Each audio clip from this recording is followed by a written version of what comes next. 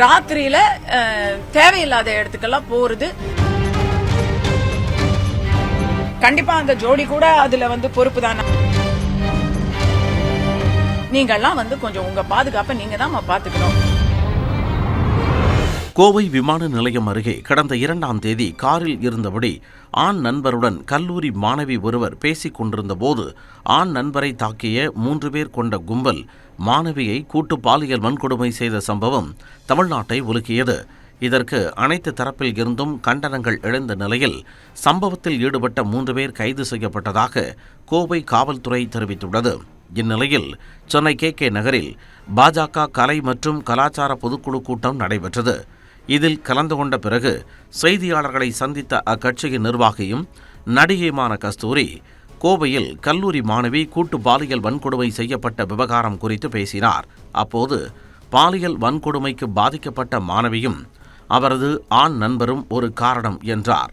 இன்னைக்கு கோயம்புத்தூர்ல நடந்த அந்த சம்பவத்துக்கு கண்டிப்பா அந்த ஜோடி கூட அதுல பொறுப்பு தான். நான் எந்த இளைஞர்களையும் நடுராத்திரி போயிட்டு உங்களுக்கு பாதுகாப்பா போலீஸ கூப்பிடுங்க நான் சொல்லலங்க.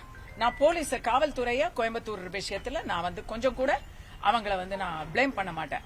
அமரக்காதலாகவே இருந்தாலும் ராத்திரியில் தேவையில்லாத இடத்திற்கு போவது தவறு என்றும் கஸ்தூரி கூறினார். நான் ஒரு 13 வயதுல ஒரு டீனேஜ் டாக்டரோட தாய். நான் கொஞ்சம் பொது அறிவோட இருக்கணும், ஜாகிரதை உணர்வோட இருக்கணும்.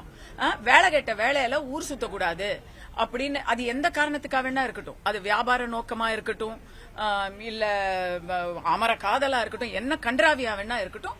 அவங்க ராத்திரியில தேவையில்லாத இடத்துக்கெல்லாம் போறது. ஏன்னா ஒரு பேசணும்னு சொன்னாங்க, நீங்க கம்பைன் ஸ்டடி பண்ணணும் இல்ல வெறும் பேசணும்னு சொன்னா அதுக்கு எத்தனையோ பாதுகாப்பான இடங்கள் இருக்கு. இன்னும் சொல்ல போனா ரொம்ப முடியலன்னா உங்களால தவிர்க்கவே முடியல, உங்களால பண்ணியே தீரணும் பேச்சுவார்த்தை அப்படின்னு சொன்னா நீங்க ரூம் போட்டு கூட பேசிக்கோங்க. இது சிங்கப்பூர் கிடையாது. ஓகே, அது சிங்கப்பூர் ஆகிற வரைக்கும் நீங்கெல்லாம் கொஞ்சம் உங்க பாதுகாப்பை நீங்க தான் பாத்துக்கணும். எத்தனையோ பெற்றோர்கள் அங்க வாயை கட்டி வயிற்ற கட்டி எத்தனை கனவுகளோட உங்களை படிக்க அனுப்புறாங்க. படிக்க போ அப்படின்னு சொன்னா நீங்க பண்றது என்ன? அது நீங்க அது பெண்ணியத்துக்கு எதிராக அப்படின்னு சொன்னா அந்த பெண்ணியமே வேணாங்க. பாதிக்கப்பட்ட மாணவிக்கு எதிராக நடிகை கஸ்தூரி பேசியிருப்பது சர்ச்சையாகியுள்ளது. கஸ்தூரியின் கருத்து பிற்போக்குத்தனமானது என்றும் பாதிக்கப்பட்ட பெண்ணுக்கு எதிரான கருத்து என பலரும் விமர்சித்து வருகின்றனர்.